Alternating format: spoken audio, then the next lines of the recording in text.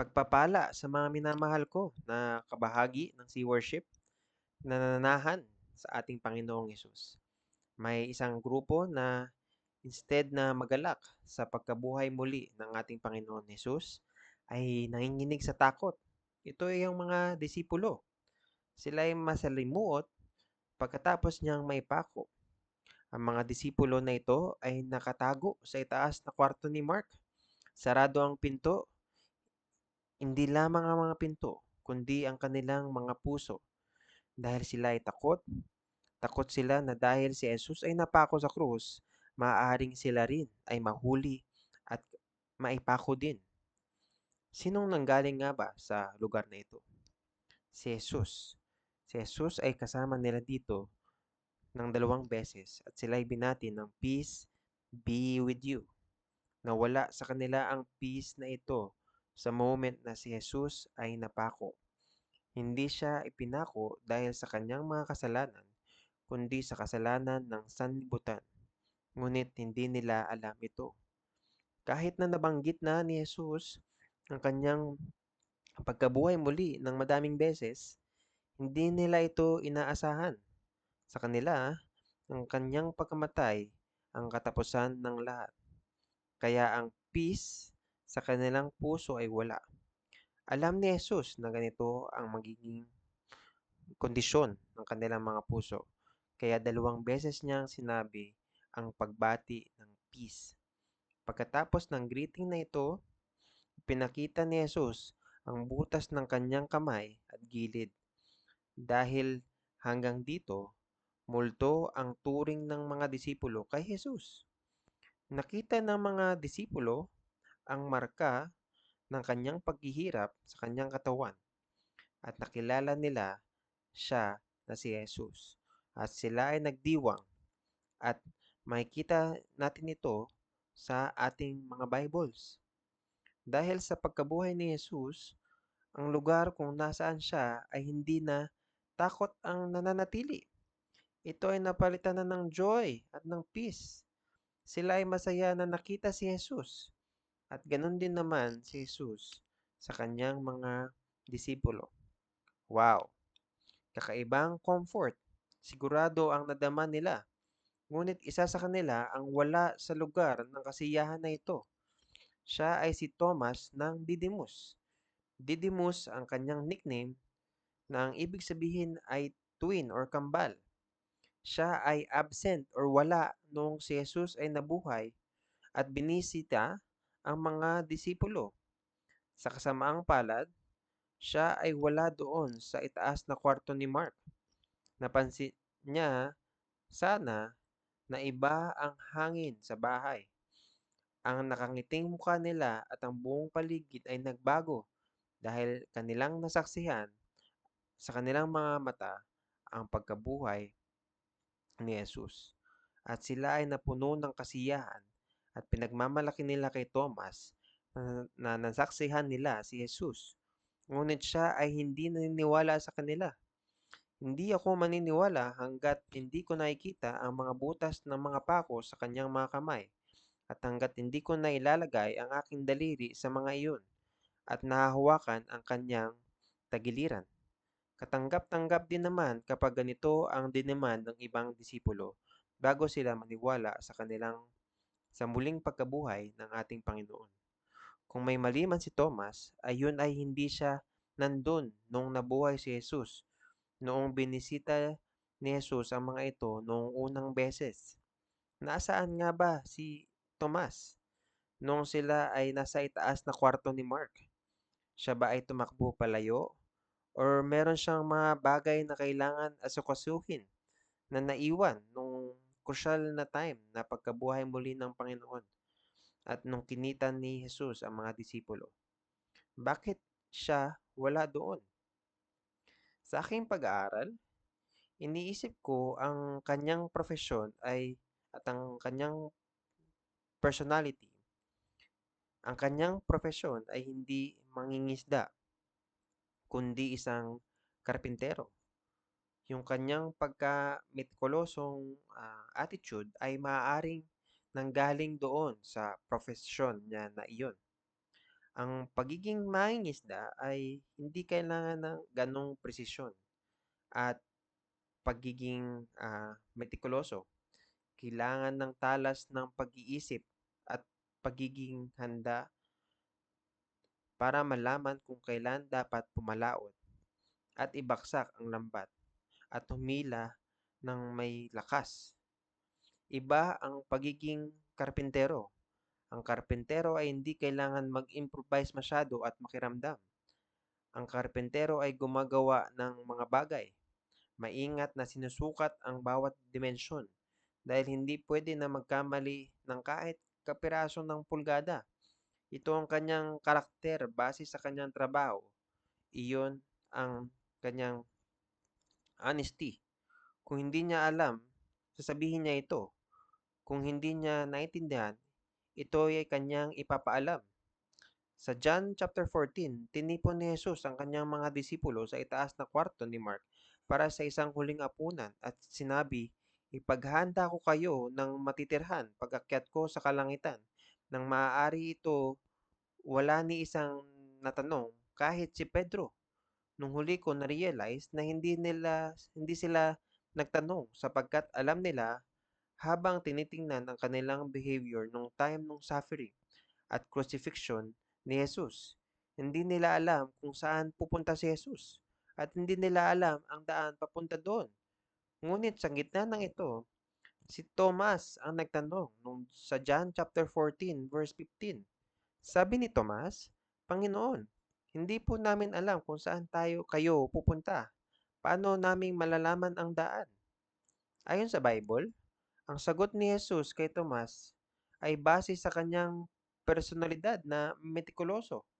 "Ako ang daan, ang katotohanan at ang buhay. Walang makakapunta sa Ama kundi sa pamamagitan ko." Sa tingin ko, ang dahilan kaya si Tomas ay wala noong si Jesus ay nabuhay at binisita sila ay matatagpuan sa mga sinabi bago ang tagpo na ito. Maaaring isa sa mga sinabi ni Tomas ang dahilan para siya ay umalis kung nasaan ang ibang mga disipulo. Si Tomas ay ang tao na hindi nagsasaad ng iniisip. Kaya sa tingin ko ay siya ay nagsuffer dahil sa kanyang sinabi. Noong narinig ni Jesus ng kanyang kaibigan na si Lazarus ay namatay, sinabi niya sa kanila na bumalik sa Judea para siya ay buhayin. Ito ang kwento sa John chapter 11. Ang sitwasyon ay ang mga Hudyo ay nais siyang patayin, kaya ito'y kanyang pinakiusapan na huwag umalis para siya ay protektahan. Ngunit si Jesus ay umalis pa rin para buhayin si Lazarus sa gitna ng oposisyon ng kanyang mga disipulo. Dito may nabanggit si Tomas sa ibang mga disipulo sa John chapter 11 verse 6. Sinabi ni Tomas na tinatawag na kambal sa kanyang mga kasama, "Sumama tayo sa kanya nang mamatay tayo kasama niya." Kay Tomas, hindi ito basta magsasalita. Siya ay metikuloso at precise. Pinag-iisipan niya ito ng maigi at maaaring nabanggit niya ito dahil siya ay talagang handang mamatay kasama si Jesus. Si Jesus ay namatay, ngunit si Tomas ay hindi. Siya ay buhay, kaya maaaring siya ay nahihiya na sumama sa ibang disipulo dahil hindi niya napangatawanan ang kanyang mga sinabi. Ngunit si Tomas ay isang disipulo na mahal ni si Jesus sa higit sa lahat. Gusto niyang makita si Jesus na mabuhay na muli. Kaya siya ay humingi ng proof or ng pruweba. Hindi dahil siya ay talagang puno ng pagdududa, ngunit gusto niyang siguraduhin kung ito nga ba ay totoo o hindi. Ano ang tingin natin kay Tomas? Kinoconsider ba natin na siya ay puno ng pagdududa sa muling pagkabuhay ni Jesus? Ngunit ayon sa Bible, hindi natin siya matatawag na mapagduda. Si Tomas, pagkatapos ng 8 araw, siya ay kasama ng mga disipulo sa kwarto kasama si Jesus. Kung siya ay hindi naniniwala, bakit siya kasama nila? Siya din ay nandoon nung si Jesus ay bumisita ulit doon sa itaas na kwarto. Ang dahilan bakit bumalik si Jesus doon sa itaas na kwarto ay para katagpuin itong si Tomas. Alam niya ang puso nitong si Tomas. Sinabi ni Jesus kay Tomas na humingi ng pruweba sa kanyang muling pagkabuhay, na ilusot ang kanyang daliri, tinan niya ang kanyang kamay, at ipatong ang kamay nito sa kanyang tagiliran. Huwag magduda, ngunit magtiwala. Sa tingin niyo ba, galit si Jesus at sinabing, bakit hindi ka naniniwala? Hindi. Sinabi niya ito ng may pagmamahal at malasakit para kay Tomas. Kaya bumalik si Jesus sa itaas na kwarto para magpakita kay Tomas. Kahit na parang siya ay walang pananalig, si Tomas ay isang importanteng disipulo ng ating Panginoong Yesus. Ano ang ginawa ni Tomas sa sinabi ni Jesus? Talaga bang nilusot ni Tomas ang kanyang kamay? Hindi.